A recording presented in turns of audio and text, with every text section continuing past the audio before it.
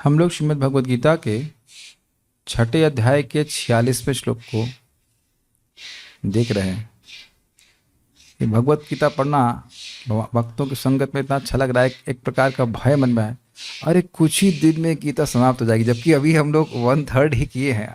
18 अध्याय है ना, तो छठा अध्याय पूरा होने को आया है, लेकिन मन में एक हल्का सा अरे इसके बाद क्या पढ़ाएंगे। फिर याद आया कि हाँ, इसके बाद चैतन्य चरितामृत हम पढ़ा सकते हैं, तो वो प्लान में है। हम लोगों ने योग की महिमा को सुना था कि योग के पद से पथभ्रष्ट होने वाला व्यक्ति भी अगर थोड़े प्रयास के बाद पथभ्रष्ट होता है तो स्वर्ग जाता है, और फिर वहाँ भोग भोग करके फिर यहाँ पे ब्राह्मण के यहाँ पे या फिर धनवान के पैदा होता है, भक्ति को कंटिन्यू करता है, योग कंटिन्यू करता है। लंबे समय के बाद गिरता है तो तुरंत ही उसको एक योगी के घर में जन्म मिल जाता है जो योग का अभ्यास कर रहे होते हैं, और अनेक जन्म तक प्रयास करके वह पराम गति भगवान की धाम की प्राप्ति करता है। तो लाभ क्या है अंततोगत्वा? देखिए, एक लाभ तो यह है कि पथभ्रष्ट होने दिया नहीं जाएगा पथभ्रष्ट योगी को। सब समझ में आ गया? पथभ्रष्ट योगी को भी पथभ्रष्ट नहीं होने दिया जाएगा। थोड़ा सा वो डिटूर करेगा, इधर घूमेगा, टहलेगा, स्वर्ग वर्ग गया, फिर चलो वापस इधर आ जाओ। और जो पथभ्रष्ट नहीं हुआ उसको भगवान की प्राप्ति होगी ही, भगवान की प्राप्ति होगी, छोटी मोटी बात नहीं है। श्रील प्रभुपाद जी कहते थे ये कृष्ण भावनामृत आंदोलन है ताकि लोगों को तैयार किया जा सके, ताकि वो भगवान के धाम जाने के लिए प्रयासरत हो जाएं, प्रयास में लग जाएं। इसलिए यस्मात् तस्मात्, क्योंकि ऐसा योग का महात्म्य है कि पथभ्रष्ट योगी भी फिर वापस योग में ही आता है, और जो नहीं होता वह भगवान के पास चला जाता है अंततोगत्वा। यानी कि निश्चित है जो इस योग के पथ में आया, जैसे भी आप सब लोग अपने कानों को भगवान की कथा सुनने में लगा रहे हैं, तो ये योग है। योग का मतलब इंद्रियों को भगवान से जोड़ना। तो मैं बोल रहा हूं, मैं सोच रहा हूं, भगवान के बारे में बात हो रही तो इसको योग कहते हैं। तो जो व्यक्ति आज पहली बार भी गीता क्लास में आया वो आखिरी बार भगवान के पास जरूर चलेगा। आखिरी बार से मेरा मतलब है आखिरी जन्म में अंततोगत्वा जरूर भगवान के पास जाएगा। अगर भगवान के पास जाना नहीं होता तो आपका क्लास में आना नहीं होता। दिस इज, इंग्लिश में कहते हैं, this is the beginning of an end. अगर आप समझते हैं, ये मैं मोटिवेशन स्पीच नहीं दे रहा हूं, खाली सत्य आपके सामने रख रहा हूं। वो सत्य मोटिवेट कर दे अलग बात है। भक्तों की संगति, भगवद गीता का प्रामाणिक रूप से श्रवण कीर्तन जब भी किसी को मिला है और उसके बाद वो रुका नहीं है, वो रुका नहीं है। आप आगे भी सुनेंगे 8वें अध्याय की महिमा में, एक श्लोक सुनकर ही वैकुंठ की प्राप्ति हो गई। तो जो रोज सुनेगा उसकी क्यों नहीं होगी, बता दीजिए। ये सोचने वाली बात है। सुनने को नहीं मिलता। यही चीज मैं परम पूज्य भक्ति समित महाराज से सुन रहा था। प्रवचन में कह रहे थे कोई अकस्मात ही मंदिर में नहीं आया।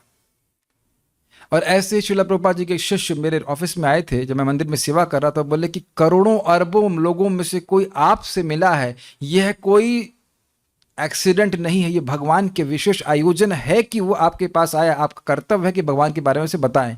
अब वह स्वीकार कितना कर पाएगा अलग बात है, लेकिन उसको संस्कार मिल गया कि ये गीता है। भगवद गीता का एक श्लोक सुना उसने, ये नाम जप किया, कुछ भी किया। आप मेरी बातें समझ पा रहे हैं? यस्मात् की व्याख्या कर रहा हूं क्योंकि योग का ऐसा महात्म्य है कि थोड़ा सा भी अभ्यास करने से व्यक्ति को स्वर्ग की प्राप्ति होती है। इसलिए योगी बनो। समझ में आ गया? ये श्लोक का मतलब है। मेरे पीछे बोलिए। तपस्वी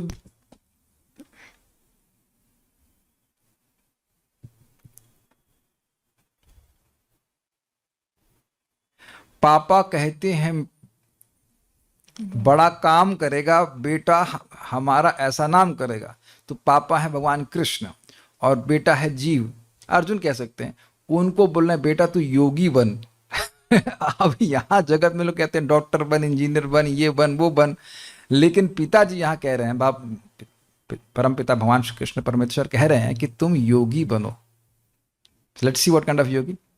तपस्विभ्योऽधिको योगी ज्ञानिभ्योऽपि मतोऽधिकः। तपस्विभ्यो कर्मेभ्योऽधिको योगी ज्ञानेभ्योऽपि मतोऽधिकः। कर्मेभ्यश्चाधिको योगी तस्माद् योगी भवार्जुना। कर्मेभ्यश्चाधिको योगी तस्माद् योगी भवार्जुन। तपस्विभ्यधिको योगी ज्ञानेभ्योऽपि मतोऽधिकः। तपस्विभ्योऽधिको योगी ज्ञानेभ्योऽपि मतोऽधिकः। कर्मेभ्यश्चाधिको योगी तस्माद् योगी भवार्जुन। कर्मेभ्यश्चाधिको योगी तस्माद् योगी भवार्जुन। तपस्विभ्योऽधिको योगी ज्ञानेभ्योऽपि मतोऽधिकः। तपस्विभ्योऽधिको योगी ज्ञानेभ्योऽपि मतोऽधिकः। कर्मेभ्यश्चाधिको योगी तस्माद् योगी भवार्जुन। कर्मेभ्यश्चाधिको योगी तस्माद् योगी भवार्जुन। तपस्विभ्य अधिको योगी, योगी तपस्वियों से भी अधिक श्रेष्ठ है। योगी एक और सारे तपस्वी मिलकर के, समझ में आया? एक योगी सारे तपस्वियों पे भारी पड़ेगा। तपस्व्य बहुवचन में है और योगी एक है। एक योगी सारे तपस्वियों से श्रेष्ठ है। अच्छा, ज्ञानी एक, ज्ञानीभ्यो अपि, ज्ञानियों से भी मतो अधिक, ये ऐसा माना जाता है कि उनसे भी अधिक है। ये कौन से ज्ञानी हैं? वह ज्ञानी जैसे अर्थशास्त्र ज्ञान है ना, होगा आपको तो अर्थशास्त्र का ज्ञान होगा, नहीं है? बीकॉम किया था? नहीं पढ़ाते अर्थशास्त्र से, बीकॉम ओनली ना, समथिंग बैचलर ऑफ कॉमर्स। तो अर्थशास्त्र है, फिजिक्स है, बीटेक कर लिया किसी ने, या व्हाटएवर बी फार्मा कर लिया, कुछ भी कर लिया, वह सब ज्ञान का क्षेत्र हैं। आत्मज्ञान के क्षेत्र नहीं है। ज्ञान के क्षेत्र तो उनसे श्रेष्ठ ये योगी है। कर्मेभ्यश्चाधिको योगी, जो बड़े बड़े कर्मकांड के यज्ञ कर रहे हैं, या इस जगत में जो बहुत कर्मों के द्वारा उपलब्धि प्राप्त कर रहे हैं, बहुत बड़े बिजनेस मैग्नेट हो गए हैं, ये हैं वो हैं, उन सब से योगी श्रेष्ठ है। क्यों? क्योंकि योगी परम गति को प्राप्त करता है, मुक्त हो जाता है। ये सारे के सारे मुक्त होने वाले नहीं। अर्थशास्त्र पढ़ करके व्यक्ति को मुक्ति नहीं प्राप्त हो सकती है। Is it okay? जैसे समझिए, सारे जेल के कैदियों से वो एक कैदी श्रेष्ठ है ना, जो जेल के बाहर निकलने में समर्थ हो। अब तो स्पष्ट हो गया। अब मान लीजिए गौरांग प्रभु बता रहे थे कि एक जगह जेल में कार्यक्रम करने गए, तो एक व्यक्ति था, उसने बड़ा अच्छा प्रश्न किया उनसे, टिपिकल शास्त्रिक प्रश्न किया। उसके ऊपर 5 मर्डर के केस थे। तो अब बहुत शास्त्र पढ़ाओ चाहे कुछ हो, है तो वह कैदी ही ना। तो इस जगत में क्या है, व्यक्ति कितना भी महान हो, अगर उसको बाहर निकलने का रास्ता नहीं पता, जगत से बाहर, जो कि दुख का घर है, तो वह भी दुख में सड़ने वाला, पड़ने वाला, फ्राई होने वाला पकौड़े की तरह एक व्यक्ति है।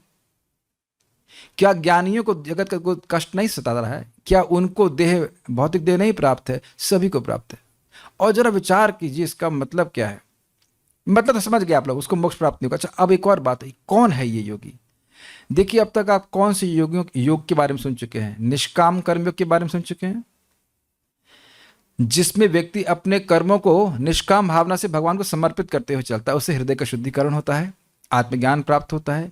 उसके बाद आपने ज्ञान योग के बारे में सुना, और फिर अष्टांग योग के बारे में सुना, और भक्ति योग के बारे में तो सुन ही रहे हैं। तो इन सभियों को योगी कहा जाएगा, क्योंकि ये सभी लोग मुक्ति के पथ पे हैं। इनमें भी तारतम्यता है। निष्काम योग कर्मयोगी, निष्काम कर्मयोग ज्ञान योग को तो बराबर रखा गया, फिर भी कुछ तारतम्यता है उसमें। तो निष्काम कर्मयोग से एक दृष्टि से कह सकते हैं श्रेष्ठ ज्ञान योग, एक दृष्टि से, लेकिन ऐसा है नहीं वैसे। लेकिन इन सभी को योगी कहा जाएगा। ये सबको पता है, समझ में आ रहा है बात? इन सभी को योगी कहा जाएगा। तो यह लोग, ज्ञान योगी इज डिफरेंट फ्रॉम ज्ञानी।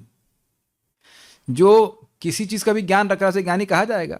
तो उन तथाकथित लोग जो ज्ञानी हैं, तथाकथित रूप से ज्ञानी हैं, जो भौतिकता किस विषय का ज्ञान रखते हैं, वह मोक्ष या आत्मज्ञान को नहीं जानते, तो उनसे ये ज्ञान योगी श्रेष्ठ है। मैं समझा पा रहा हूं श्लोक को? आप लोगों को समझ में आ रहा है? कोई भी व्यक्ति जो किसी भी तरह से भगवान से कनेक्टेड है, चाहे वह निष्काम कर्म योग हो, चाहे वह ज्ञान योग हो, चाहे वह अष्टांग योग हो, भगवान उसके जीवन में है, तो वह अन्य लोगों से श्रेष्ठ है, या अन्य सभी लोगों से श्रेष्ठ है। ज्ञानी का अर्थ ज्ञान योगी है या नहीं? नहीं, मैंने कुछ समझाया। ज्ञानी का अर्थ है जो अर्थशास्त्र और अन्य चीजों का ज्ञान रखने वाला है। देखिए, आप एक बात समझने का प्रयास कीजिए। इस जगत में कोई व्यक्ति तपस्या कर रहा है, उसको आप श्रेष्ठ मानते हैं कि नहीं? जगत में देखा जाता है कि लोग बहुत तपस्वी होते हैं, और कुछ लोग ऐसे होते हैं कि 12-12 साल तक सोते नहीं हैं, कुछ लोग 12 साल तक नखून नहीं काटते। अब उनको श्रेष्ठ माना जाएगा कि नहीं माना जाएगा, संदेह है। लेकिन हैं ऐसे लोग जो तपस्या करते हैं, लेकिन उनके जीवन में भगवान का संपर्क नहीं है। ठीक। ज्ञानी, अब आप ये बताइए कि एल्बर्ट आइंस्टीन को लोग महान मानते हैं कि नहीं? नाम जानते? आप लोग नाम भी नहीं जानते क्या? हाँ हाँ, बड़े बड़े आदमी। क्यों नाम जानते हैं? गांव का पान वाला है, जो वो ज्ञान दिया उस ज्ञान को आप जानते भी ना हो शायद, लेकिन मानते हैं हाँ भाई बहुत बड़े ज्ञानी है, बहुत बड़े साइंटिस्ट हैं। क्या आप ऐसा नहीं मानते? पहले बात बताइए, क्या ज्ञानियों को हम श्रेष्ठ नहीं मानते? जगत में ज्ञान का तो बहुत सम्मान होता है। अब इसरो के जो साइंटिस्ट वगैरह सबको मान, बड़े बहुत महत्वपूर्ण व्यक्ति हैं, मतलब हैं, जिन लोगों की दृष्टि में है उन लोग की दृष्टि में है, भगवान की दृष्टि में नहीं है। क्या बिना ज्ञान के कोई व्यक्ति चंद्रमा में रॉकेट भेज देगा?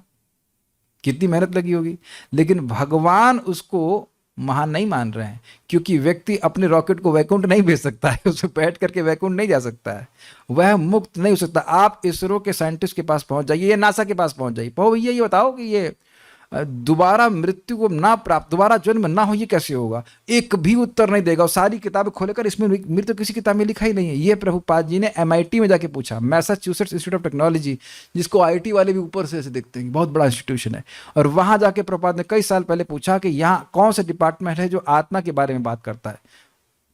कुछ नहीं था। यानी कि अपने बारे में किसी कुछ पता नहीं है। तो अब हो गया ना, उस दृष्टि से सब लोग छीण कम हो गए कि नहीं? किसी को नहीं पता मोक्ष कैसे प्राप्त होगा। तो जो विभिन्न ज्ञान के विभाग हैं, आत्मज्ञान को छोड़कर उनमें वह नहीं समझ पा रहा है कि वो आत्मज्ञान उसको नहीं प्राप्त है, बाकी सारा ज्ञान प्राप्त है, तो उससे वो योगी श्रेष्ठ है, क्योंकि यह योगी आत्मज्ञान को प्राप्त है।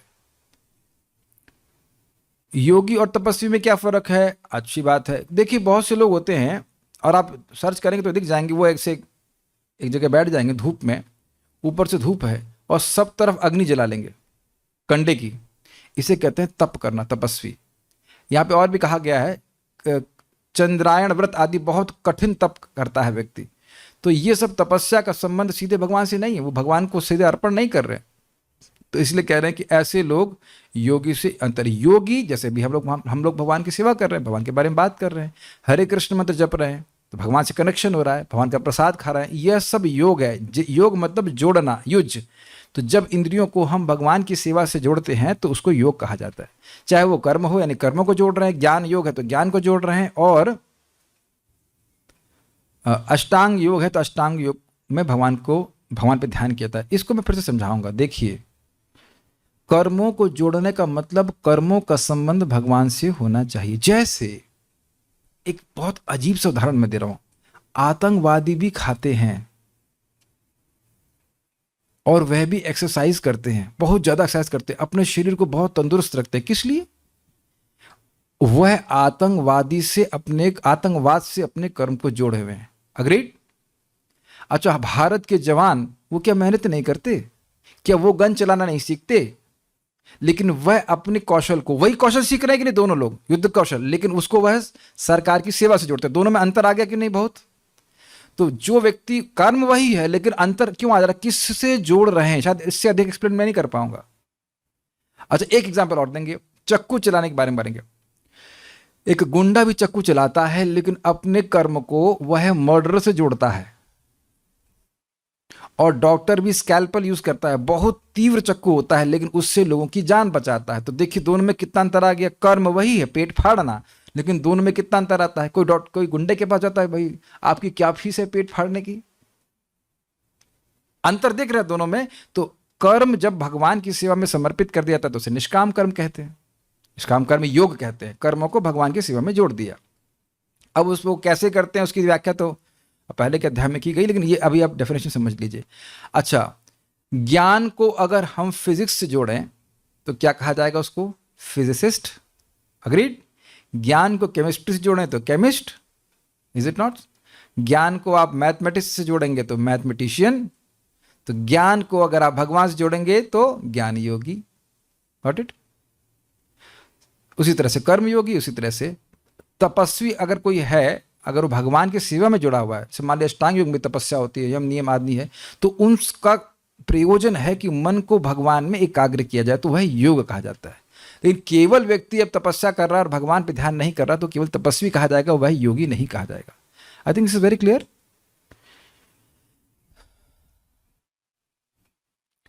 एक भक्त पूछ रहे हैं कि मुझे लगा था कि गीता की दृष्टि से ज्ञानी अर्थात जो सांख्य योग को जानता है, बाकी सबको कर्मी कहा गया था।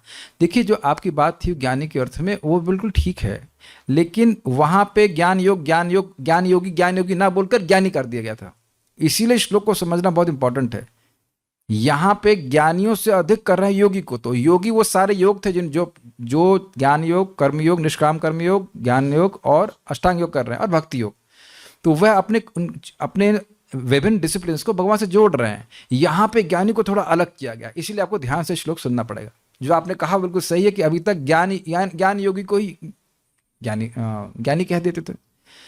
तस्माद् योगी भवार्जुना, इसलिए तुम अर्जुन योगी हो। अब ये भी इंटरेस्टिंग है, हो का मतलब जो पहले से है उसको तो नहीं कहा जाएगा कि तुम हो। आप लोग जो भी जहां तक पढ़े हैं, तो पहले तो नहीं पढ़े थे, वो पढ़ाई करने के बाद वो योग्यता आ गई, अग्रीड। तो यानी कि व्यक्ति भले ही भोगी रहा हो, वो योगी हो जाता है अगर वो योग का अभ्यास करे। तो अब बड़ा इंटरेस्टिंग है, योगी हुए तो अर्जुन पूछे कौन से योगी हुए? तो जो तुम्हारी इच्छा, तुम निष्काम कर्म योगी होना चाहते हो, वह बहुत अच्छी बात है, अगर वह तुम्हारी योग्यता है। ज्ञान योगी होना चाहते हो तो ज्ञान योगी हो जाओ। अष्टांग योगी की योग्यता है तो अष्टांग योगी हो जाओ, और सबसे तो अच्छा है कि भक्ति योगी हो जाओ। वो अगले श्लोक में क्लियर करेंगे। सारे योगियों में सर्वश्रेष्ठ भक्ति योग है, वह अगले श्लोक में क्लियर करेंगे। लेकिन योग जरूर बनाओ, भोगी मत बनो।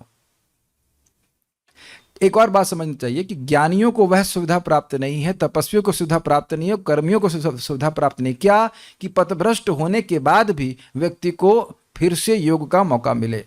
ये केवल योगियों को ही प्राप्त हो, चाहे वो निष्काम कर्म योगी हो, चाहे वो ज्ञान योगी हो, चाहे वो अष्टांग योगी हो, और चाहे वो भक्ति योगी हो। तो क्योंकि योग का ऐसा महात्म्य है, तो क्यों नहीं स्वीकार करते? बेसिकली भगवान एडवर्टाइज कर रहे हैं, जब योग का इतना सुंदर महात्म्य है, इतनी सुंदर शक्ति है, तो क्यों नहीं स्वीकार करते हो? ये बात है। तो यस्मात् तस्मात् समझ में आ गया होगा आप लोगों को। बहुत अच्छा श्लोक है। कहाँ गया बात? योगी पुरुष तपस्वी से, ज्ञानी से तथा सकाम कर्मी से बढ़कर होता है। अतः हे अर्जुन, तुम सभी प्रकार से योगी बनो। अब इसमें कहने की आवश्यकता नहीं है कि ये केवल पुरुषों के लिए नहीं है। यद्यपि एक पुरुष को एड्रेस किया जा रहा है, लेकिन उपलक्षण से सबको किया जा रहा है।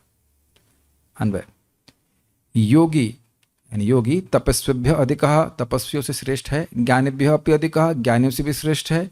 योगी कर्मिभ्यश्च अधिकमतः, योगी कर्मियों से भी अधिक श्रेष्ठ माने गए हैं। तस्मात् अर्जुन योगी भव, अतएव हे अर्जुन योगी हो। अब एक इंटरेस्टिंग बात है, कोई कहे हम तो घर गृहस्थी में रहते हैं, हम कैसे योगी हों? किसको बोला जा रहा है? अर्जुन को बोला जा रहा है। और अर्जुन की 3 पत्नियां तो थी ही, और राज्य बहुत बड़ा, इस युद्ध के बाद बहुत बड़ा राज्य मिलेगा कि नहीं, उसके वो बहुत बड़े मैनेजर थे, कई जगह युद्ध किया है। यह सब होते हुए भी अर्जुन योगी हो, ये कहने का आशय है। और ऐसा होते हुए, घर गृहस्थी में व्यक्ति फंसा होते हुए भी योगी होगा, तो तपस्वी से, ज्ञानियों से और महान महान कर्मकांड करने वालों से श्रेष्ठ होगा। भगवान ने बड़ा चुन करके अर्जुन को बोला। अगर किसी नैष्ठिक ब्रह्मचारी को बोल रहे होते तो सारे जो गृहस्थ थे उनको तो लाइसेंस मिल जाता बोलने के लिए। या कोई कहता है मैं तो नौकरी कर रहा हूं, मैं तो कुछ ये कर रहा हूं, मैं तो वो कर रहा हूं, मैं योगी नहीं हो सकता। लेकिन आप देखिए अर्जुन को बोल रहे हैं भगवान, विश्व के मैनेजर हैं वो, पूरे विश्व के। ध्यान दीजिएगा, पांडवों का राज्य पूरे विश्व पे था, कितना बड़ा मैनेजमेंट है। लेकिन आप अगर भागवतम पढ़े हैं तो आप समझेंगे कि पांडवों ने वो राज्य केवल कृष्ण की प्रीति के लिए ही स्वीकार किया था। भगवान प्रसन्न हो, धर्म की संस्थापना जगत पे हो, इसलिए युधिष्ठिर महाराज और उनके सारे जो अनुगत भाई थे, उन्होंने ये राज्य करना स्वीकार किया था। जैसे भगवान श्री कृष्ण चले गए, सब राज्य छोड़ के चले गए।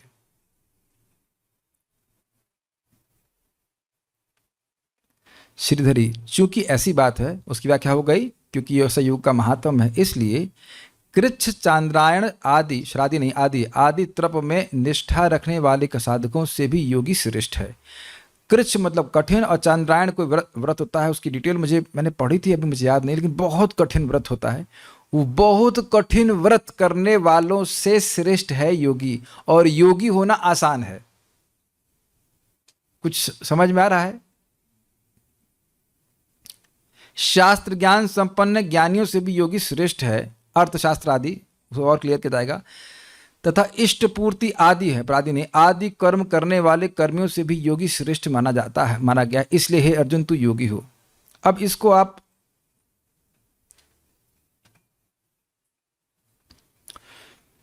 देखिए, समझने का इसको प्रयास कीजिए। भगवान असीमित हैं और भगवान से जुड़ जाने के कारण वो प्रोसेस भी असीमित शक्ति वाला हो जाता है। अब समझ में आ रहा है?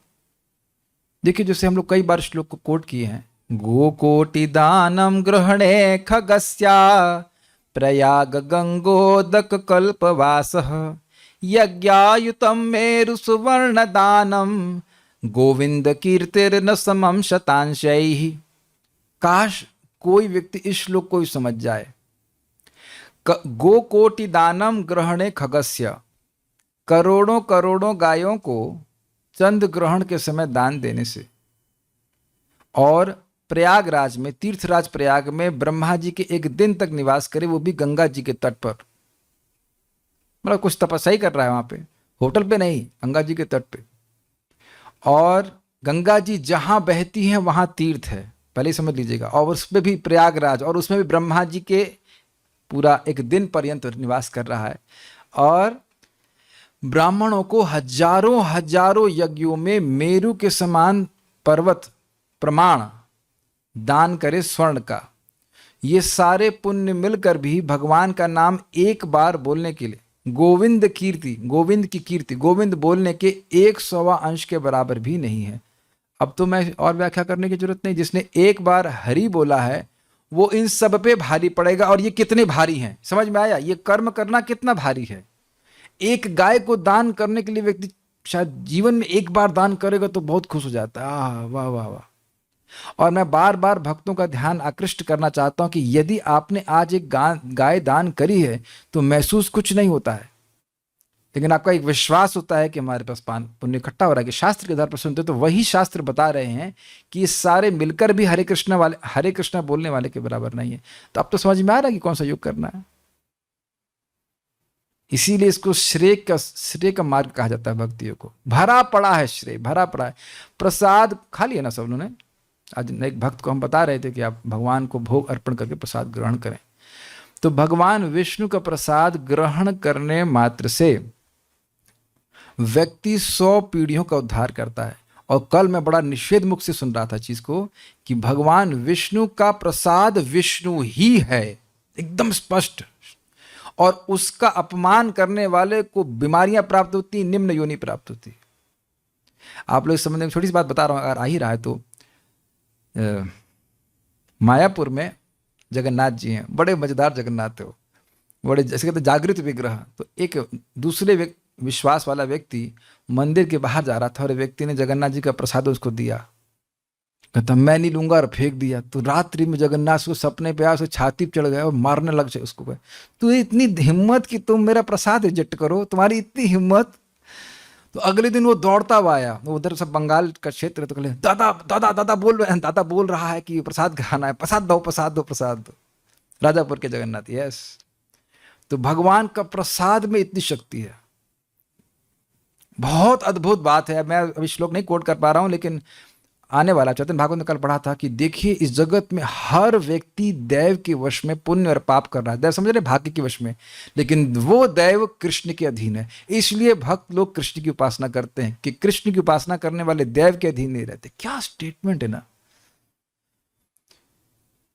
जो भगवान का नाम जप करता है उसकी जीवन उसकी पत्नी के हिसाब से नहीं चलेगा, उसका जीवन चक्री के हिसाब से चलेगा। चक्री मतलब भगवान Krishna. This is very nice, not पथरी, चक्री के हिसाब से चलेगा। और आप देख लेना, आप अपनी किसी से भी पथरी निकलवा लो, वो मैच नहीं करेगी। वो क्लोज हो सकता है क्योंकि भगवान आपकी पथरी के जैसा चला रहे हैं ऑलमोस्ट, लेकिन एग्जैक्ट हो ही नहीं सकता। किसी से भी निकलवा लीजिए, कोई एग्जैक्ट प्रेडिक्शन नहीं कर सकता है। बड़े बड़े एस्ट्रोलॉजर बोलते हैं, बोले हैं ऐसा, हम भक्तों से सुने कि अगर आप लोग 16 माला कर रहे हैं, 4 नियम का पालन कर रहे हैं, तो हम नहीं बता सकते एग्जैक्टली क्या होगा। एक अंदाज दे सकते हैं कि ऐसा ऐसा होगा, लेकिन जरूरी नहीं कि ऐसा होगा। Very nice. मैं आप लोग को श्लोक दिखाऊंगा after, this is very nice. मैं सोच रहा था दिखाने के लिए समय नहीं मिल पाया। कल ही मैं रात में पढ़ा, जस्ट अमेज्ड, वहीं रुक गई मेरी रीडिंग ना। जस्ट वाओ, क्या स्टेटमेंट है।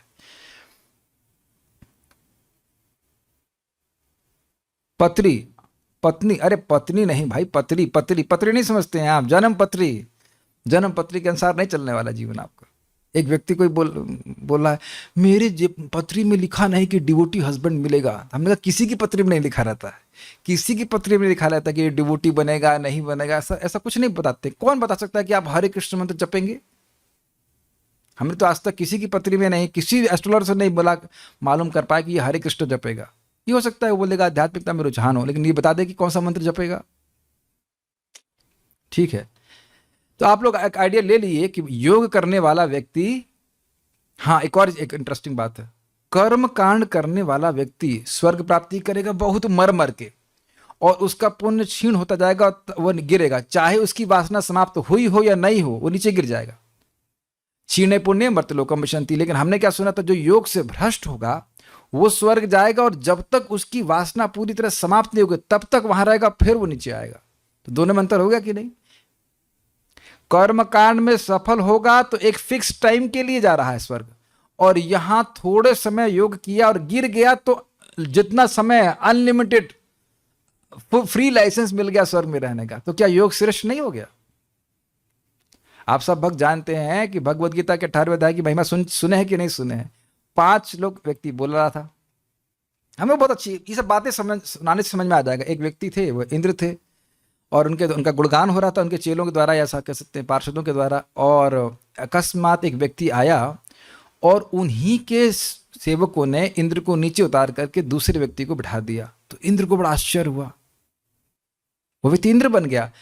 अब इंद्र मनुष्य वेश धारण करके भारत में घूम रहे थे, तो एक ब्राह्मण को मिलते हैं गोदावरी के तट पे, कहते हैं इसने कुछ नहीं किया, 100 अश्वमेध यज्ञ करने के बाद व्यक्ति को स्वर्ग की प्राप्ति होती है। 100 अश्वमेध अगर व्यक्ति कर लेता है तो स्वर्ग की प्राप्ति नहीं होती, उसको स्वर्ग का राजा इंद्र बनाया जाता है। इसने तो कुछ किया नहीं। तो उसने कहा, उस ब्राह्मण ने कहा कि इसने भगवद गीता के 18वें अध्याय के 5 श्लोकों को बोलता था रोज, और उसके प्रताप से यह इंद्र बन गया। तो आप अंतर देख लिए ना, कहां तो अश्वमेध यज्ञ करना और कहां 5 श्लोक गीता के पढ़ना, कितना आसान है। अब इसकी महिमा ना सुनने के कारण जब हम पारायण करते हैं तो लोग भाग जाते हैं अरे पारायण से क्या फायदा होगा।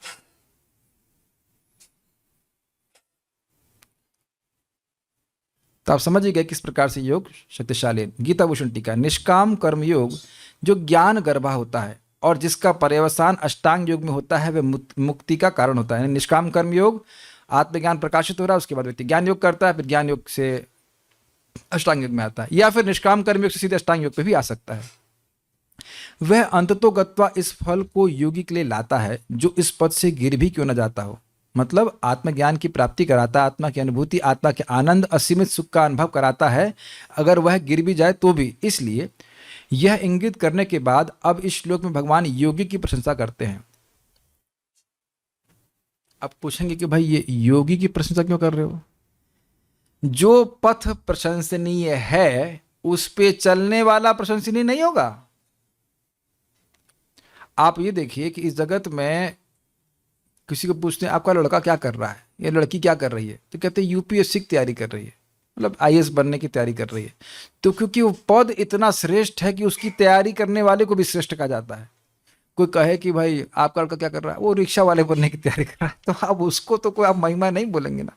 ऑल्दो आप प्लीज बुरा नहीं मानेगा कोई व्यक्ति इसको अलग कंटेक्स्ट में नहीं ले, लेकिन फिर भी सामाजिक दृष्टि से आईएएस की जो पदवी है उसकी पदवी रिक्शा वाले से अधिक मानी जाती है। भाई मनुष्य की दृष्टि से बराबर है, उसको हम उस तरह से नहीं देख रहे हैं, लेकिन लोग समाज में देखते हैं कि नहीं देखते हैं। तो योग का महात्म्य इतना अधिक है कि उसकी तैयारी करने वाला या उसमें संलग्न व्यक्ति तो बहुत अधिक माना जाएगा ना, इसलिए योगी की प्रशंसा कर रहे हैं। ठीक है, एक बात विचार कीजिएगा कि इस योग का महात्म्य सुनकर भी सभी लोग योग के पथ पे नहीं चलते।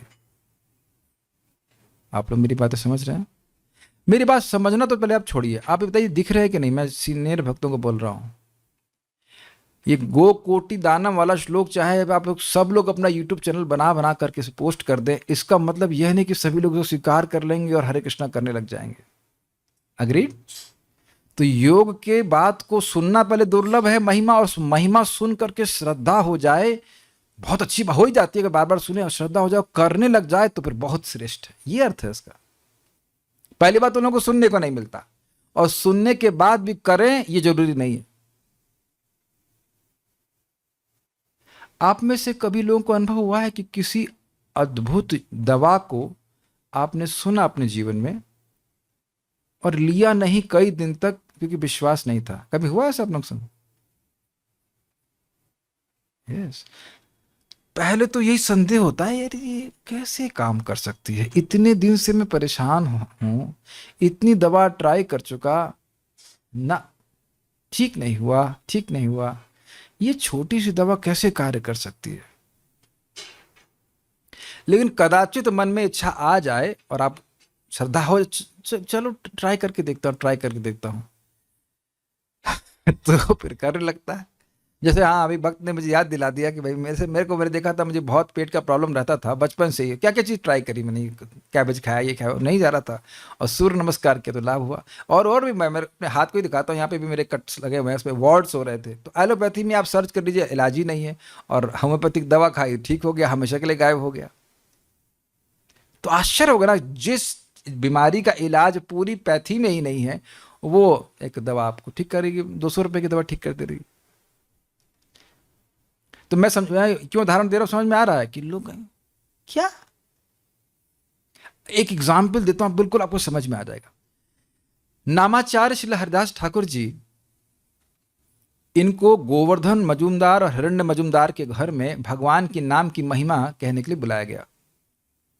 तो वहां पे सब लोग कह रहे थे कि हाँ भाई, भगवान का नाम उच्चारण करने से पाप नष्ट होता है, कोई कहता है नाम करने से मुक्ति मिलती है। तो हरिदास ठाकुर जी कहते हैं ना, ये सब कोई मुख्य फल नहीं है, पाप नाश होना और यहां तक कि मोक्ष प्राप्त करना भी मुख्य फल नहीं, क्योंकि नामाभास से ही मोक्ष मिल जाता है। नामाभास ए हरि बोल, ए हरि बोल, गेट खोलना, ए हरे कृष्ण थोड़ा नमक लाओ। भगवान को नहीं पुकारा जा रहा है, भगवान का नाम किसी और के बहाने लेते, इसे कहते हैं नामाभास। इससे ही व्यक्ति को मोक्ष प्राप्त हो जाता है। तो एक गोपाल चक्रवर्ती नाम का व्यक्ति था, उसको बहुत मिर्ची लग गई, अरे इस भावुक को कौन बुलाया है यहाँ पे, जबकि उनके बॉस ही बुलाए थे। वह गोवर्धन मजूमदार का सेवक था। बोला कि इस भावुक को यहाँ कौन बुलाया है? अरे जो कई कई जन्मों में कड़ी साधना करने के बाद भी नहीं मिलती है, वो मुक्ति तुम कहते हो नामाभास से मिलती है? तो हरिदास ठाकुर जी कहते हैं, मैं नहीं कह रहा हूं, शास्त्र प्रमाण है इसका, मिलती है, इसमें क्या कठिनाई है, अजामिल प्रमाण है। श्लोक भूल गया मैं।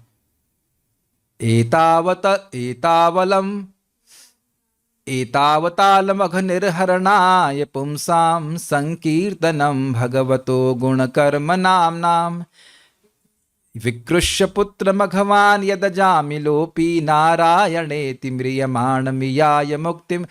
जीवों के पाप नाश करने के लिए भगवान का नाम पर्याप्त है। संकीर्तनम भगवतो गुणकर्म नाम, एक अर्थ है। तो कहते क्या प्रमाण है? कहते हैं कि विकृष्य, चीखा, चिल्लाया, अजामिलोपि, अजामिल जैसा महान पापी भी, कोई क्षुद्र पापी नहीं था, वह भी पुकारा, नारायण थी, नारायण बोला, तो न सिर्फ वह पाप से मुक्त हुआ, अपितु इयाय मुक्ति, वह मुक्ति को प्राप्त हुआ। तो नामाभास से मुक्ति मिलती, इसमें क्या कठिनाई है? शास्त्र बोल रहा है, भागवत बोल रही है। तो वो क्रोधित हो गया, उसको अभी विश्वास नहीं हुआ, शास्त्र सुनने के बाद विश्वास नहीं हुआ। कहता है कि अगर नामाभास से मुक्ति नहीं मिलती तो मैं तुम्हारी नाक काट दूंगा। अब बताइए, नामाचार्य हरिदास ठाकुर जी को ऐसे बोलना?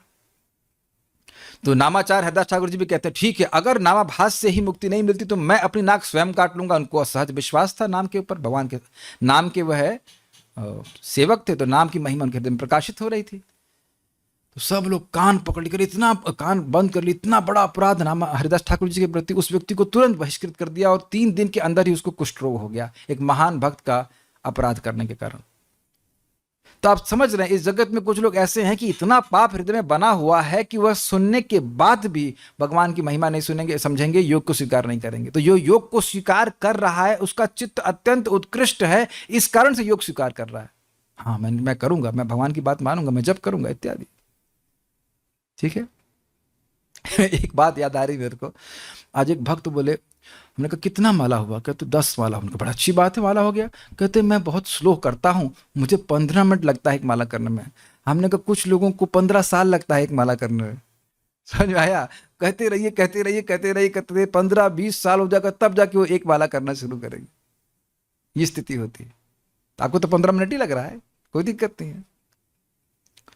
क्योंकि आत्मज्ञान के कारण इस योगी को मुक्ति प्राप्त हो जाती है, और जब तक आत्मज्ञान प्राप्त नहीं होगा मुक्ति नहीं हो सकती।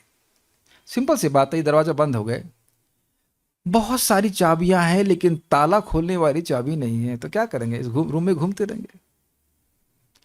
ज्ञान और बाकी सारे कर्म एक साधन है ना, ये समस्या सॉल्व हो जा रही है, चाबी की तरह देखिए, वो समस्या सॉल्व हो जा रही है, वो समस्या सॉल्व हो जा रही है, लेकिन मोक्ष की चाबी उनके पास नहीं है। वो उसी व्यक्ति के पास है जो योग कर रहा है, अपनी इंद्रियों को भगवान की सेवा में लगा रहा है। मुझे एक बात, अभी तो वो भक्त मैं चेक करता हूँ है कि नहीं है। एक भक्त आया करते थे, तो वो ऐसा मैंने सुनने में आया कि उनके माता पिता उनको भ्रमित कर दिए और वो नहीं आ रहे क्लास में। ठीक है, नहीं आ रहे, कोई बात नहीं। लेकिन अगर वह कभी अपने माता पिता से पूछें, या आप लोग को भी कोई कन्विंस करें माता पिता की भक्ति मत करो, तो उनसे ये पूछो कि क्या आप जानते हो कि दोबारा जन्म कैसे नहीं होगा? कहाँ होगा ये नहीं पूछ रहे, नहीं कैसे होगा ये बताइए, तो उनका वो बिल्कुल निरुत्तर हो जाएंगे। तो फिर उनका फिर चुप रहिए। आप विचार कीजिए, आप अपने स्कूटर की चाबी खोज रहे हैं, कोई व्यक्ति आपको ला करके रेफ्रिजरेटर की चाबी दे दे, इसकी चाबी दे दे, उससे तो आप खिन्न नहीं हो जाएंगे? अरे भाई, तुमको स्कूटर की चाबी लाने के लिए बोला ना, है तुम्हारे पास नहीं, तो फिर क्यों आ रहे हो डिस्टर्ब करने के लिए? Got it. इसी प्रकार से माता पिता बोल रहे हैं ये तुम्हारे लिए बहुत महत्वपूर्ण है, वो तुम्हारे बहुत महत्वपूर्ण है, उनसे बोलो कि जन्म तो आपने निश्चित दिया है, ये निश्चित है कि आप मुझे मरने नहीं देंगे आज? कभी कोई इस तरह से माता पिता बोल दे, ये तो निश्चित बात है कि आपने जन्म दिया, हम उसके लिए आपके उपकार मानते हैं, लेकिन आप ये बता दीजिए कि आप निश्चित कर सकते हैं कि आज आप नहीं मरेंगे, मैं नहीं मरूंगा, आप मरो या ना मरो, हम नहीं मरेंगे, जो आप बोल रहे हो कि हम भजन ना करें। बहुत सारे माता पिता इस प्रकार से बोलते हैं, कभी कन्विंस नहीं होना चाहिए, बिकॉज उनके पास कोई उत्तर नहीं, बल्कि वो यही बोलेंगे बेटा हमको भी मरना है, तुमको भी मरना है। लेकिन आप जब भक्ति करने वाले हो ना, तो कहते ना आपको भले मरना हो लेकिन हमको नहीं मरना है, एटलीस्ट दोबारा जन्म नहीं लेना है। योग का अभ्यास करना। माया के माउथ पीस हो सकते हैं माता पिता या चाचा चाची या वटावर ताऊ ताई इत्यादि इत्यादि। जब मैं भक्ति करना शुरू किया तो हमारे चाचा जी के मित्र आए थे, हमारे पापा को समझा रहे थे, भैया भाई साहब चिंता मत करिए, कुछ दिन का खेल है ये, बस बंद हो जाएगा। ऐसा करके बहुत से लोग आपको निरुत्साहित करेंगे, but you should always look at their faces and you should remember that these faces will not be visible after some time. समझ में आ गया? ये जितने चेहरे दिख रहे हैं, ये सब चेहरे कभी दोबारा दिखने वाले नहीं, सब मर के खत्म हो जाएंगे, हो ही गए ना। जो भी आपको ऑब्जेक्शन कर रहे थे वो गिरेंगे, वो खत्म हो जाएंगे। आपकी भक्ति खत्म नहीं होगी, करते रहिए। ये अमेजिंग प्रोसेस है योग का, एक बार आ गए पार हो जाएंगे। आना कठिन है, जाना असंभव है। समझ में आ गया? योग में आना कठिन है, भक्तों की संगत मिलती नहीं है, लेकिन जाना तो असंभव है, जा ही नहीं सकते। इस जीवन में चले गए तो फिर घूम के वापस आएंगे, फिर बैठेंगे इस्कॉन में। क्या हो रहा है यहाँ, गीता क्लास हो रही है, फिर बैठेंगे। तो जब बैठना ही अगले जन्म में, तो इसी जन्म में बैठे रहो ना, क्या दिक्कत है? अच्छा एक चीज बताइए, आज मैं जब यहाँ पे आ रहा था क्लास, तो छाता लेके आ रहा था और पीछे बैग था। याद आ गया वो दिन जो मैं सेंट थॉमस में बैग लेकर के छाता लेके जाता था। तो मैं सोच रहा था कि क्या जीवन में कभी मुझे इस प्रकार का उत्साह हुआ पढ़ाई के लिए? आप लोग कभी हुआ उत्साह? किताब बैग में, याद है वो बचपन के दिन? कभी उत्साह ना हुआ, ना फिजिक्स के लिए, ना केमिस्ट्री के लिए, ना बायोलॉजी के लिए, किसी चीज के लिए, जितना गीता सुनने पढ़ने पढ़ाने के लिए होता है, कभी नहीं होता। मुझे याद है जब हम आईटी की तैयारी करते थे तो हमारे फिजिक्स के सर बड़े अच्छे थे, लखनऊ के, आदित्य नाम था उनका, जो भी है। तो प्रकाश देने के लिए आते थे, लेकिन लेट होकर के। जब पूरा हॉल भर जाता था तब वो आदित्य प्रकाशित होता था, आधा घंटा कभी लेट। मैं आधा घंटा कभी लेट होता हूँ मोस्टली। तो हम कभी बहुत बारिश आ जाएगी तो 4-5 मिनट लेट हो जाएंगे, पहले पहुंच जाते हैं, क्योंकि उनको खूब पैसा भी मिलता था, लेकिन पढ़ाने का ऐसा आग्रह नहीं होता है। तो गीता पढ़ने का पढ़ाने का जो आग्रह है वो दिखा रहा है कि आत्मा को सुख देने वाला है। ये सारे ज्ञान कुछ काम के नहीं आने वाले, है कि नहीं? क्योंकि आत्मज्ञान के कारण इस योगी को मुक्ति प्राप्त हो जाती है। इस कारण से यह तपस्वियों, ज्ञानियों और कर्मियों से श्रेष्ठ होता है, जिन्हें ऐसी मुक्ति प्राप्त नहीं होती, क्योंकि उनको आत्मज्ञान प्राप्त नहीं होता। नोट, जिन ज्ञानी और कर्मियों के यहाँ वर्णन है, और जो योगी से हीन है, वे निष्काम कर्मयोगी नहीं है, या वह ज्ञानी नहीं है जो निष्काम कर्मयोग के अभ्यास के द्वारा आत्मा का अनुभव प्राप्त कर चुके हैं। यह वे हैं जो सकाम कर्म में नियोजित हैं, या उस ज्ञान का अनुशीलन कर रहे हैं जिसमें आत्मज्ञान नहीं होता। ये समझ में आ गया? निष्काम कर्म योगी, आत्मज्ञानी और अष्टांग योगी ये सभी एक ही योग पद्धति के भाग हैं जिसका पर्यवसान आत्मा परमात्मा के अनुभव में होता है। तो मेरे ख्याल से अब बिल्कुल क्लियर हो गया होगा भक्तों को कि योग का मतलब क्या है, या तो निष्काम कर्म योग, या तो ज्ञान योग, या फिर अष्टांग योग, और या फिर भक्ति योग। ठीक है। तात्पर्य, जब हम योग का नाम लेते हैं तो हम अपनी चेतना को परम सत्य के साथ जोड़ने की बात करते हैं। यही बार बार मैं समझा रहा था। चेतना प्रकट होती है कार्यों के द्वारा। तो जब आप कार्य जोड़ रहे हैं तो उसके द्वारा चेतना जुड़ती है। बिना चेतना के कार्य नहीं होता। ये सबको समझ में आता है? आपका लैपटॉप कोई कर्म नहीं करता है, आपका कैमरा कर्म नहीं करता है, हम कर्म करते हैं और वह कर्म चेतना की शक्ति के द्वारा होता है। अग्रीड? ये सब लोग समझ रहे हैं इस बात को? ठीक। तो कर्म चेतना से प्रोपेल्ड है, चेतना की एनर्जी के द्वारा प्राप्त है। ज्ञान शक्ति चेतना से हो रही है, और अष्टांग योग का अभ्यास भी चेतना के द्वारा होता है। तो इन सारे कर्मों को विविधता में आप देख रहे हैं, लेकिन इन सभी के द्वारा व्यक्ति अपनी चेतना को भगवान से जोड़ रहा है। यहां तक सबको समझ में आ रहा है? जो नए भक्त है वो समझ पा रहे हैं? ओके, ठीक है। विविध अभ्यासकर्ता इस पद्धति को ग्रहण की गई विशेष विधि के अनुसार विभिन्न नामों से पुकारते हैं। जब यह योग पद्धति सकाम कर्मों से मुख्यतः संबंधित होती है तो कर्मयोग कहलाती है। मैं नए भक्तों के लिए समझा रहा हूं। व्यक्ति इस जगत में वर्णाश्रम के नियमों को कर्म करता है, ब्रह्मचारी, वानप्रस्थ इत्यादि के, और उनको फल को भोगने की इच्छा के बजाय वो कहता है ये भगवान को समर्पित है। बस ये बात है। तो उसको कहते हैं कर्म योग। अपने कर्मों को भगवान से जोड़ दिया, ये से कहते हैं कर्म योग। जब यह चिंतन संबंधित होती है तो ज्ञान योग कहलाती है, और जब यह भगवान की भक्ति संबंधित होती है तो भक्ति योग कहलाती है। ज्ञान योग में व्यक्ति अभ्यास करता है कि आत्मा अनात्मा का भेद, मैं देह नहीं हूँ, मैं पृथ्वी नहीं हूँ, मैं जल नहीं हूँ, मैं अग्नि हूँ नहीं हूँ, आकाश नहीं, इस प्रकार से और तपस्या करता है ये जानने के लिए आत्मा का तत्व क्या है। तो आत्मा का संबंध भगवान से है, और वह ज्ञान को भी भगवान को समर्पित करता है। ज्ञान योग का अभ्यास भी भगवान को छोड़ करके नहीं करते हैं। ऐसा नहीं वो कह रहे हैं कि अब भगवान है ही नहीं, ये बात नहीं है। अगर ऐसा करेगा तो फिर उससे सफलता नहीं प्राप्त हो पाएगी। और भक्ति में तब जानते हैं मन से, वचन से, कर्म से व्यक्ति भगवान को संतुष्ट करने का प्रयास करता है। वो केवल कर्मों के फल को भगवान को अर्पित नहीं करता, वो कर्म ही भगवान के लिए। जैसे ये भगवत गीता का फल, ये जो भगवत गीता का डिस्कशन है, वो भगवत गीता का डिस्कशन कोई फल हो वो भगवान को अर्पित कर रहे हैं ऐसा नहीं है। ये क्रिया ही भगवान को प्रसन्न करने वाली है। यस, और हम अपने आप को समर्पित करते हैं कि हे कृष्ण, हम आपके सेवक हैं, हम आपकी सेवा के लिए ये कर्म करना के लिए प्रस्तुत हुए। जैसे सिंपल सी बात है, मान लीजिए कोई पत्नी है और वह पति के पांव दबा रही है, तो पहली भावना क्या होती है? मैं आपकी पत्नी हूं। अपनी आइडेंटिफिकेशन एक सेविका के रूप में या पत्नी के रूप में रखती है, और उसके बाद वो कर्म करती है जिससे पति को सुख मिलता है। Is it okay? या इस जगत में कोई सेवक है तो पहले वो सोचेगा मैं अमुक व्यक्ति का सेवक हूं, और फिर उनके वो कार्य करता है वो इनको प्रसन्नता हो। सिंपल। ऐसा नहीं कि कोई फल, कोई कार्य किया उसका फल भगवान को समर्पित हो रहा है। सीधे वो क्रिया ही भगवान को समर्पित है और वो व्यक्ति भी सीधे भगवान को समर्पित है। ये भक्ति योग का विशेष लक्षण है।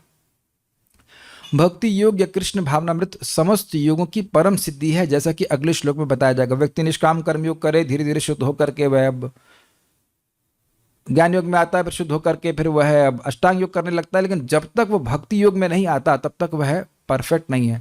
उदाहरण दिया जाता है कि देखिए पहाड़ हैं 3, छोटा और उससे बड़ा और उससे ऊंचा। तो निष्काम कर्म योग, ज्ञान योग और अष्टांग योग उच्चतर पहाड़ हैं, लेकिन भक्ति सोने का पहाड़ है,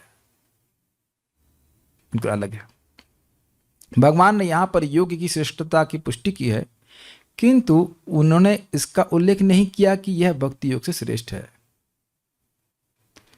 ये तीनों प्रकार के योग इन तीनों लोगों से श्रेष्ठ हैं, तपस्वियों से, ज्ञानियों से और कर्मियों से। लेकिन वह यह नहीं कह रहे हैं कि अष्टांग योग भक्ति योग से श्रेष्ठ है। तो इससे सूचित होता है कि भक्ति योग सर्वश्रेष्ठ है, और उसको अगले श्लोक में क्लियर कर देंगे। अतः इससे बढ़कर कुछ भी नहीं है। भक्ति योग पूर्ण आत्मज्ञान है, अतः इससे बढ़कर कुछ भी नहीं है। देखिए, निष्काम कर्म योग के द्वारा और ज्ञान योग के द्वारा परमात्मा की अनुभूति नहीं होती है, आत्मा की अनुभूति होती है। और अष्टांग योग के द्वारा परमात्मा की भी अनुभूति होती है, लेकिन परमात्मा से ममता नहीं होती है। आप जिस भी व्यक्ति को देख रहे हो उससे ममता हो जाती है? क्या उत्तर है आप लोगों का? ना। कोई व्यक्ति बहुत सुंदर हो, बहुत अच्छा लग रहा है, वेरी नाइस, लेकिन इसका अर्थ यह नहीं कि आपकी उससे ममता हो जाती। तो ममता हो जाने से देखने में अंतर आ जाएगा कि नहीं कुछ? तो भगवान की भक्ति करने से ममता भी आना शुरू हो जाती है, ममता होना शुरू हो जाती है कि कृष्ण मेरे हैं, मैं उनका हूं, मैं उनका सेवक हूं, कृष्ण मेरे स्वामी हैं। तो और अधिक प्रेम होने के कारण और अधिक आनंद आता है। तो वह चीज अष्टांग योग के द्वारा प्राप्त नहीं हो सकती। तो वहां भी तारतम्यता है, उससे भी श्रेष्ठ है भक्ति योग, जहां भगवान के प्रति दास्य की भावना होती है। ये सब चैतन्य चरितामृत में और क्लियरली हम सुने थे। आत्मज्ञान के बिना तपस्या अपूर्ण है। तपस्या कर रहा है, आत्मज्ञान नहीं प्राप्त हुआ, फायदा कुछ नहीं है। परमेश्वर के प्रति समर्पित हुए बिना ज्ञान योग भी अपूर्ण है। अब देख लिया आपने, यहाँ पे ज्ञानियों का मतलब ज्ञान योग नहीं था। सकाम कर्म भी कृष्ण भावनामृत के बिना समय का अपव्यय है। बिल्कुल क्लियर है कि यह निष्काम कर्मयोग नहीं है, ये भगवान को समर्पित नहीं किया जा रहा है। अतः यहां पर योग का सर्वाधिक प्रशंसित रूप भक्ति योग है, और इसकी अधिक व्याख्या अगले श्लोक में की गई है। तो प्रभुपाद यहाँ पे कह रहे हैं कि योग, बहुत सारे योग बताए गए, लेकिन उन सब में सर्वश्रेष्ठ भक्ति योग, उसको अगले श्लोक में बताएंगे। कोई प्रश्न किसी भक्त का है तो हम देख लेते हैं। Wow, Yamduta had come to take Ajamil. That means it was time for him to leave the body. But Vishnuduta saved him from being taken away and he was saved from death. Isn't this an exception to the rule? क्या rule? He was not taken directly to the Bhagavad Dham, but given chance to do devotional service for 20 days and then went to Lord. I'm asking this because many people think that just by taking the name of the Lord at last time will take them to Lord, and that's why they don't do devotional service at present. इनका ये प्रश्न है कि अजामिल मृत्यु के समय भगवान का नाम लिया लेकिन तुरंत तो नहीं गया। यही प्रश्न हमने परम पूज्य वृंदाचंद महाराज से पूछा था कि तुरंत तो नहीं गया। एक मिनट, मैं अब आप लोगों के सामने तुरंत एक चुटकी बजाता हूं।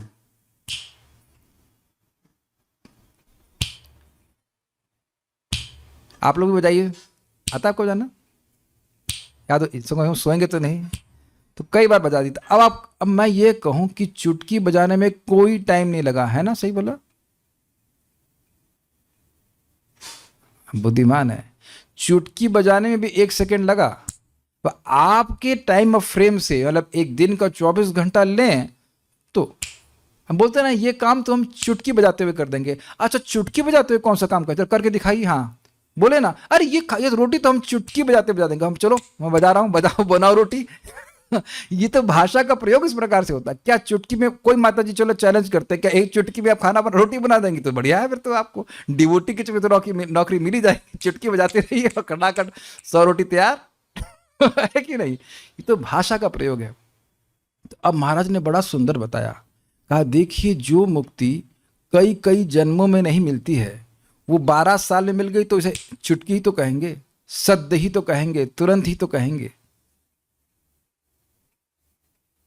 और एक चीज बताइए, नाम लेते ही भगवान के धाम से दूत आ जाएं, ये कोई कम बात है?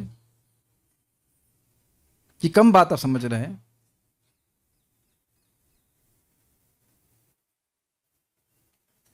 तो 12 साल कुछ भी समय नहीं है। इसीलिए कहा गया कि ये शास्त्र के वचन, अपने मन से नहीं बोले। नामा भाष्य अजामिल वैकुंठ गेला। ये हमारे मन में भी आता था कि अरे तुरंत तो नहीं गया वो।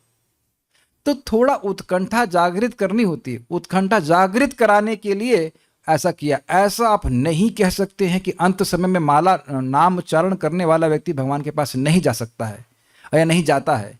3:9-15 भागवत का आप देख लीजिएगा। थोड़ा सा भगवान ने उत्कंठा जागृत कराने के लिए, भक्ति थोड़ा बढ़ जाए उसकी, इसलिए ऐसा कहा। अरे अजामिल का प्रसंग सुनने वाला भगवान के धाम की प्राप्ति करेगा, उसका महिमा सुन लीजिए आप। तो 12 साल कुछ भी नहीं है, पहले तो ये समझ लें। और उसके बाद क्या कह रहे हैं?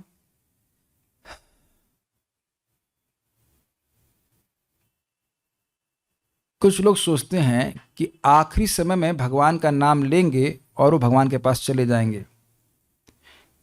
क्या ये भगवत मतलब दिन भर जिंदगी भर करते नहीं? अच्छा प्रश्न है, क्योंकि इसको मैं आज सुबह बोलने ही वाला था। कभी एग्जाम में ऐसा हुआ है कि जो विषय कभी पढ़े ही नहीं हो उसका उत्तर आप पूरा लिख के आ गए हो कि भाई इतना कोई यहाँ है हीरो कोई क्वेश्चन है जिसका उत्तर आपने कभी पढ़ा ही नहीं, कभी अभ्यास नहीं किया और जैसे आया धड़ धड़ धड़ धड़ लिखना शुरू कर दिया? ऐसा तो नहीं होता। अपितु ये बात बहुत ध्यान से सुनिए, जिस प्रश्न को आप खूब रच दिए हैं, मतलब खूब अभ्यास किए हैं, और उसके बाद वही प्रश्न आता, देखा कैसे आपका फ्लो करता है पेन। ये बात मैं जिंदगी में कभी नहीं बोला, अनुभव तो बहुत बार किया, एग्जाम लिखा हूं, लेकिन ये बताओ आप लोग कौन ऐसा व्यक्ति है जो कभी एग्जाम लिखा हो और इस बात का अनुभव ना किया हो? चाहे 20-30% भी आए हो लेकिन एक दो प्रश्न का उत्तर आप एकदम चक करके लिख देते हैं, क्योंकि एकदम उसको चाप के अभ्यास किए हैं। This is IT language coming out. चाप का मतलब एकदम, क्यों राधा शर्मा जी कुछ कंपटीशन एग्जाम क्वालिफाई की थी ना आप, तो कुछ एक आध दो प्रश्न तो आप बिल्कुल चाप के लिख दिए होंगे ना, अरे ये आया पकड़ के ये लिखो, हरे कृष्ण नहीं, सॉरी मीट से इसका उत्तर तुमको बिल्कुल पता है, हमको उत्तर पता है। तो आपने बहुत अच्छे से अभ्यास किया तब न लिख पाए। आप उस क्वेश्चन को देख के घबराते नहीं है, उस क्वेश्चन को देख के खुश हो जाते हैं, इसको तो हम चापेंगे, इसका सही उत्तर लिखेंगे। कोई पढ़े हुए सब यहाँ पढ़ लिख के आए, सब अनपढ़ ही आ गए हैं। कोई किए ना BCom BSc कुछ किए होंगे या जो भी कंपटीशन के काम, ये हुआ है आज बड़ा अच्छा हमको रिफ्लेक्शन आया था। मैं अपने को रोक रहा था, नहीं तो जब लोगों का जब डिस्टर्ब होता मजा आ गया था सुन करके, सोच करके हमने कहा ये तो हाँ सही बात है। तो आप चाप के जब किए हैं, चाहे बुखार में, चाहे गर्मी में, चाहे परेशानी में, चाहे बारिश में, चाहे कैसे भी किए हैं, अच्छे से मज गए, मजना समझना एकदम अभ्यास कर लिए है, और मृत्यु सामने तुम मृत्यु 1 मिनट रुको, हरे कृष्णा कृष्णा कृष्णा हरे हरे, हरे राम राम राम हरे, पार हो जाएंगे। तो यह है समझते हुए कि अगर, हाँ अच्छा इसी बात को समझ लीजिए, आपको पेपर लीक हो गया है मान लो, और है ना पेपर समझने बाद लीक होता है, ये प्रश्न है बेटा और ये प्रश्न ही पूछे जाएंगे, तब तो आप पूरा फोकस करते हैं कि बाकी छोड़ के यही पढ़ेंगे, है कि नहीं? काटो हमारी बात, नहीं काट सकते ना, मालूम चल गया कि यही प्रश्न है, इसको किया तो हम एग्जाम तोड़ देंगे। तोड़ना समझते हैं आप लोग? क्रैक कर देंगे, विल क्रैक द एग्जाम, तो उसी को घोटते हैं, बाकी सब कुछ छोड़ देते हैं। छोड़ते कि नहीं? अगर मालूम चल जाए कि 6 प्रश्न है तो पूरी किताब भी नहीं पढ़ते। इसलिए भक्त लोग वेद नहीं पढ़ते, क्या पढ़ते हैं? हरे कृष्णा कृष्ण कृष्णा हरे हरे, हरे राम राम राम हरे हरे। ही प्रभुपाद जी कहते हैं हरि नाम का निरपराधिक जप करने वाला व्यक्ति सबसे बड़ा वेदांतिस्ट है। सारे वेद पढ़ लिए उसने, और दुर्गा जी कह नहीं वेद क्यों पढ़ रहे हो हरे कृष्ण बोलो, गोविंद गोविंद बोलो सही कह रहे भगवान ने पेपर लीक किया, एग्जाम ने भी वही है, पेपर लीक कर दिया। यस, तो जो जान रहा है कि मृत्यु के समय हरे कृष्ण बोलने से हम पार हो जाएंगे, तो उसका तो अभ्यास करेगा ना।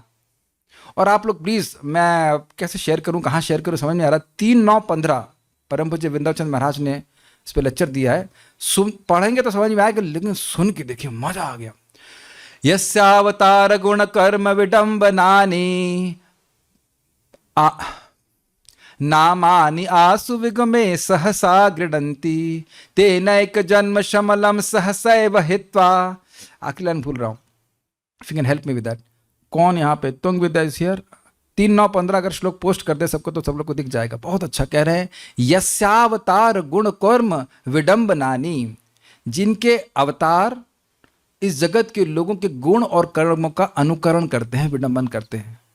वैसे एग्जैक्टली होते नहीं है, लेकिन विडंबन करते हैं, नकल करते हैं। तो उसके बाद वो कहते हैं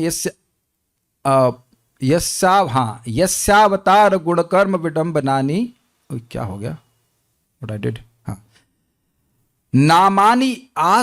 नामानि ये आसुविगमे सहसा गृणन्ति। 1 मिनट, अगर ये कॉपी हो जाए तो मैं सबको भेज देता हूं। Can it be copied? Let's see, ना नहीं हो सकता। तो खैर, आसु विगमे, आसु मतलब प्राण, प्राण छोड़ते समय अगर कोई व्यक्ति सहसा गृणन्ति, सहसा भगवान के गुण को बोल देता है, कृष्ण बड़े अच्छे व्यक्ति हैं, कृष्ण भगवान है, या भगवान का नाम बोल देता है, विवशा गृणन्ति, जानता नहीं है, विवश अवस्था में बोल देता है, तो महाराज पे कहते हैं तेनैक जन्म शमलम सहसैव हित्वा, वह अनेक जन्मों के कलमश को, पाप को, अनेक जन्म, एक जन्म का नहीं, उस जन्म का नहीं, अनेक जन्म के पाप को सहसैव हित्वा, सहसा ही, कोई संदेह नहीं, इवन ही, निश्चित ही छोड़ देता है। और क्या कहता है, करता है, संयाति पावृतमृतम तमजम प्रपद्ये, वह भगवान कृष्ण की चरणों की प्राप्ति करता है। ये ब्रह्मा जी बोल रहे हैं, ये मैं, आप या कोई और व्यक्ति नहीं बोल रहा। उनने ऐसा कई बार होते हुए देखा। आप तो अजामिल का एक प्रसंग देख रहे हैं और वैसे वो कितने प्रसंग देख चुके हैं। तब बड़ी इंटरेस्टिंग बात महाराज समझा रहे थे, कह रहे थे देखो भाई, आसुविगमे विवशा, इस पे बोल रहे थे, कह रहे देखो कितना विवश होता है व्यक्ति मृत्यु के समय। शरीर को देख लीजिए, इस समय हो सकता है कि आप स्नान किए बिना जब करते हो, कभी हो जाता हो, या आलस की वजह से करते हो, लेकिन मलमूत्र से लिपटे हुए जब नहीं किए होंगे कभी, तो उस समय मरते हुए अवस्था में व्यक्ति मलमूत्र त्याग रहा होता है, वहीं उसी में पैंट शर्ट सब खराब हो रही होती है। ऐसी अवस्था में शरीर दूषित है और व्यक्ति पानी पानी भी नहीं बोल पाता, ठीक से नहीं बोल पाता है, तो यानी वाणी डिस्टर्ब है। और जिस माँ को की देह को वह खुद अग्नि में संस्कार किया था, उन माँ को पुकारता है, ए माई, ए बाप, ऐसा करके बोलता है। वो भूल जाता है कि वो तो कई साल पहले ही शरीर छोड़ चुके हैं। यानी मन डिस्टर्ब, वाणी डिस्टर्ब और शरीर भी डिस्टर्ब। और उसमें भी कोई उसका प्लान नहीं, विवश अचानक भगवान का नाम ले। अचानक का मतलब क्या है कि जैसे मान लीजिए कोई उत्तर दिशा में जा रहा हो और अचानक घूम जाए। जैसे मान लीजिए हमें क्लास देना हो, एकदम से उठ जाऊं, होता है कभी आपने देखा, ऐसे देखा हो, कहीं भी आप देखेंगे कि आप कहीं खड़े हैं और कोई कीड़ा आता है और आपका हाथ अचानक उसको हटा देता है। ऐसा होता है, रिफ्लेक्स इसे कहना चाहिए। कोई प्लानिंग नहीं होती और अचानक व्यक्ति करता है। तो कह रहे हैं कि तेनैक जन्म शवलम, वो अनेक अनेक जन्मों के शमल पाप को सहसा छोड़ देता है, तुरंत छोड़ देता है। विवश अवस्था में बोल रहा है और अचानक सारे पापों को छोड़ता है। क्या आप लोग कैच कर रहे हैं? अनेक अनेक जन्मों के पाप के कारण वह नरक जा रहा था, लेकिन एकदम से घूम जाता है, सारे पाप तुरंत समाप्त हो जाते हैं केवल विवश अवस्था में भगवान का नाम बोल देने से। और न सिर्फ पाप नष्ट होते हैं, बल्कि वह भगवान के धाम को चला जाता है। तम अजम प्रपद्ये, हम भगवान को शरण में जा रहे हैं। इस पे संदेह करना, ये सीधे भागवत पे संदेह करना है। तो आप कहेंगे अजामिल के संग ऐसा क्यों हुआ? तो भाई वो 12 साल इज नथिंग। और ऐसे भी लोग हैं जो नाम लेकर सीधे भगवान के पास चले गए। ऐसे उदाहरण हैं कि एक व्यक्ति था, वो मरते मरते राम राम बोलने लगा, तो यमदूत नहीं आ पाए, विष्णुदूत आए और लेके चले गए। ये नरसिंह पुराण की उक्ति है। ये चैतन्य चरितामृत आदि लीला अध्याय 3 में नरसिंह चैतन्य महाप्रभु और हरिदास ठाकुर जी के बीच संवाद है। इसमें संदेह नहीं करना चाहिए। और गीता में भगवान बोल रहे हैं, अंत काले च मामेवा स्मरण मुक्त्वा कलेवरम, अंत काल में मेरा स्मरण करते हुए, मेरा नाम बोलते हुए कोई व्यक्ति शरीर छोड़ता है तो मुझे मेरी प्राप्ति करता है। इसमें कोई संदेह नहीं होना चाहिए। याति नास्ति अस्त्र संशय, इसमें कोई संशय नहीं होना चाहिए। तो भगवान की बात पर संशय करेंगे। या कलेवरम, ये भीष्म देव बोलते हैं कि मृत्यु के समय अगर वाचा या नाम कीर्तन, उसकी वाणी भी अगर भगवान का कीर्तन करती है तो वह मुक्त हो जाता है। वह जो योगी है वो मुक्त हो जाता है। भीष्म पितामह की स्तुति में आता है। तो इतने सारी बातों को सुनकर हम विश्वास करना ही चाहिए। हाँ, जब इतनी सारी बातें हैं तो प्रभुपाद जी इसको समझाते हैं कि देखो भाई, जब इस प्रकार से लाभ है, तो जब हमारा शरीर स्वस्थ है तो क्यों ना नाम उच्चारण किया जाए। ये बात आप लोग समझने का प्रयास कीजिए। बिल्कुल आसान है, बहुत समझ में आ जाएगी। इस जीवन में आप जो भी पुण्य करते हो, उस पुण्य का प्रभाव हमारे चित्त पे होता है कि नहीं, उसके अनुसार हमारा चित्त मरते समय हो जाएगा। सीधी सीधी बात है। जब हम स्वस्थ हैं तो खूब बढ़िया से नाम करेंगे, तो क्यों नहीं भगवान के पास जाएंगे। समझने का प्रयास कीजिए। चक्रवर्ती बात बड़ा स्पष्ट कहते हैं, ब्रिलियंट स्टेटमेंट। जिसने एक बार भी जीवन में निरपराधिक नाम उच्चारण किया है, वो एक नाम उसको भगवत प्राप्ति करा देगा।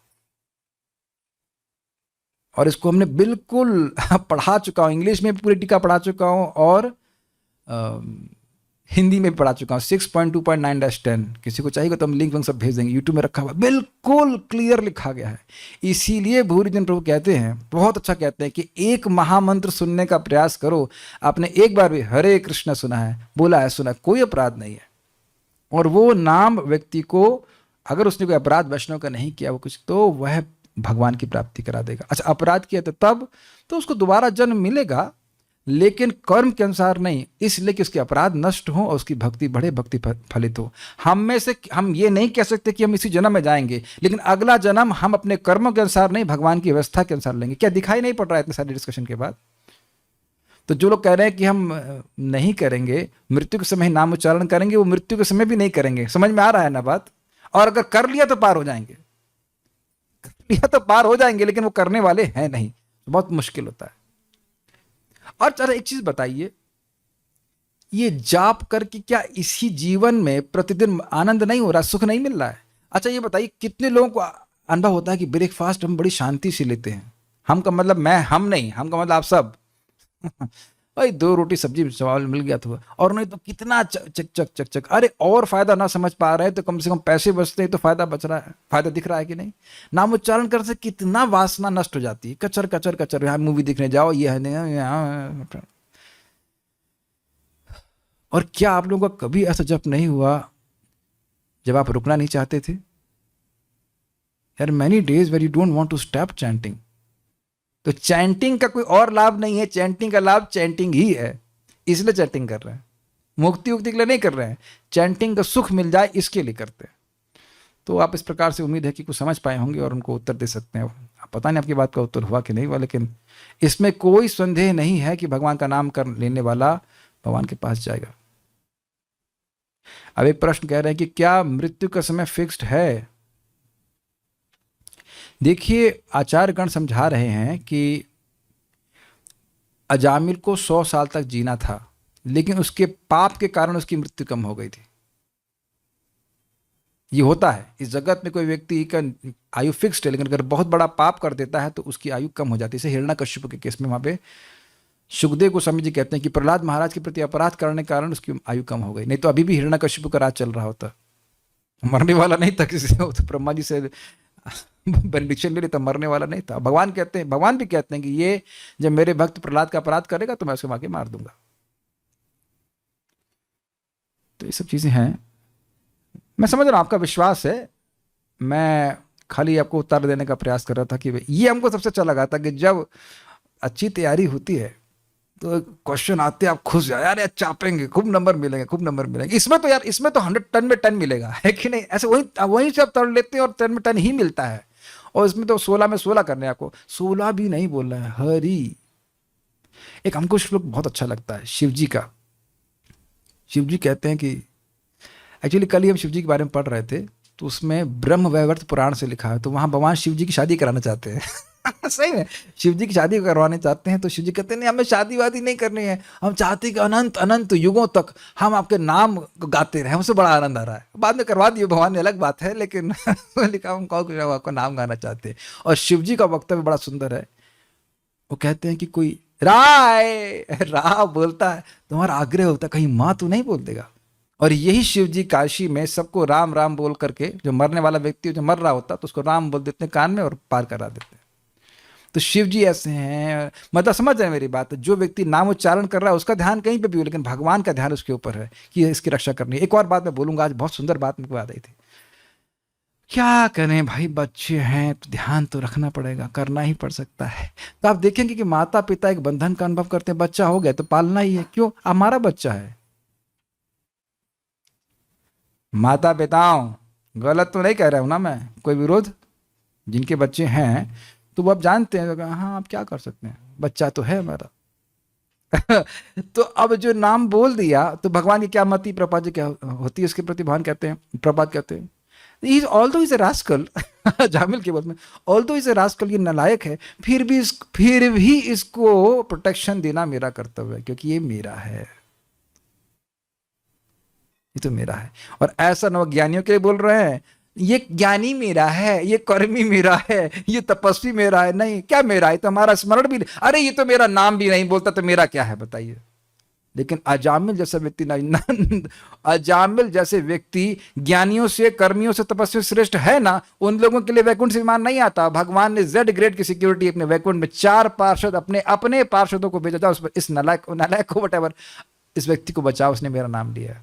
और यमराज जी कहते हैं भाई हम नहीं छू सकते। तो कौन छुएगा? कहते हैं भगवान देखिए हम नहीं छू सकते ऐसे व्यक्ति को।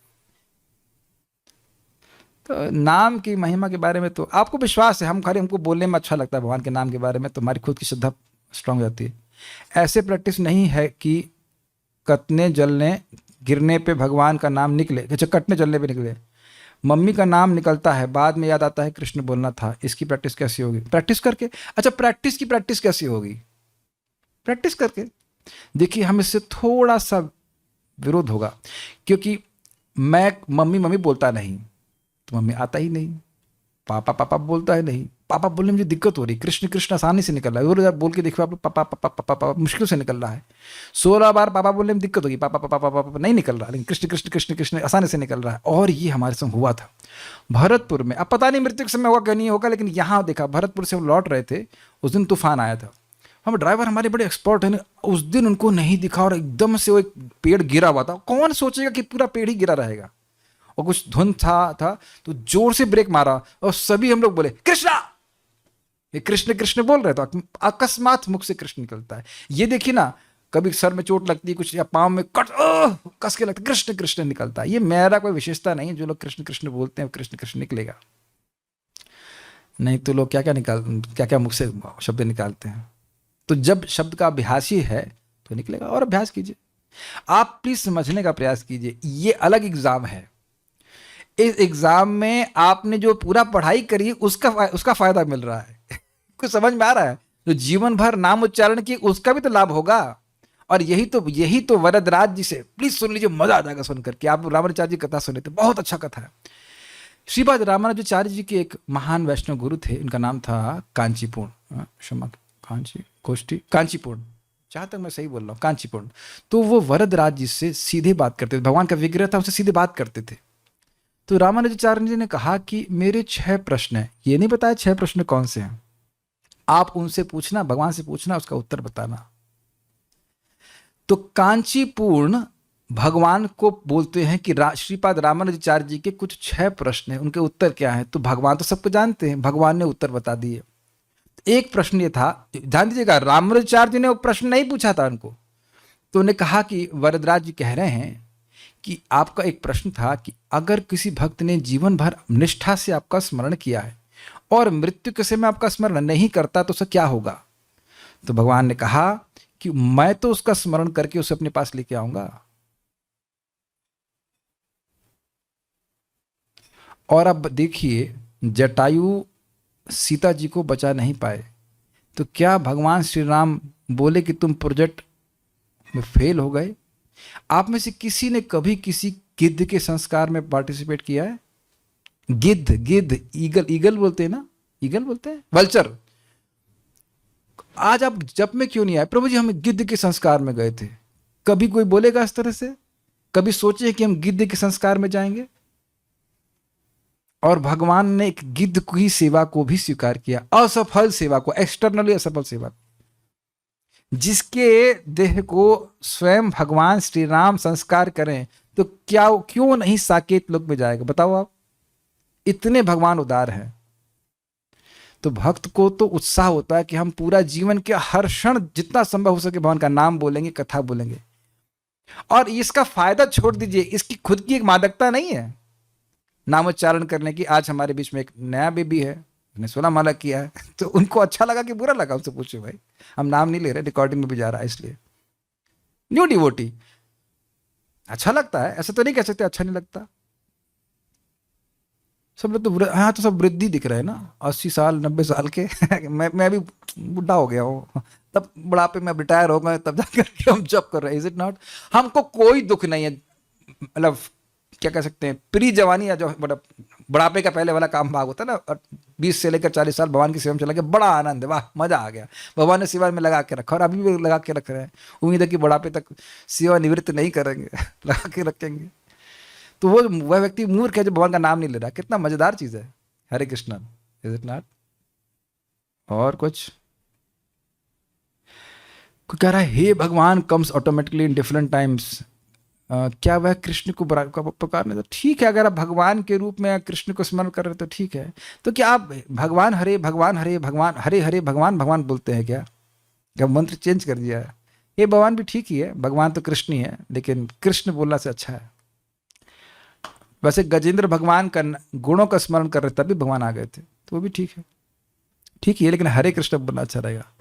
ओके, तो सारे स्टूडेंट्स तैयारी में लगे रहिए, सारे योगी तैयारी रखिए। और कैसे कल हम सब कल सुनेंगे कि भक्त कैसे श्रेष्ठ है सभी योगियों से। बहुत अच्छा चैप्टर है उसका, 7वां chapter, one of the favourite chapters of mines will going to start, so share that. अच्छा एक चीज बता दीजिए, बस हम आखिरी बात बोलना, आप जिस व्यक्ति को रोज अपने घर में बुलाइए, स्वागत करिए, सत्कार कीजिए, तो क्या वो कभी आपके घर आपको अपने घर में नहीं बुलाएगा? शैली शुक्ला माता जी, आप कई बार वृंदावन आए थे, गौशाला में भी रुके थे ना, गौशाला में भी रुके थे, प्रसाद खिलाया था। तो जब मैं आपके यहाँ पहली बार आया था तो कहते अरे यार ये क्यों आ गए हमारे यहाँ लाइक मूड, अरे क्यों आ रहे हैं हमारे, ऐसा नहीं, दे वर वेरी ईगर, अच्छे लोग हैं, भक्त हैं, तो हमने स्वागत किया तो इन्होंने भी स्वागत किया। आप क्या सुनते हैं, यत्र गीता विचारश्च पठनम पाठनम तथा मोदते तत् श्री कृष्णो भगवान राधया सह।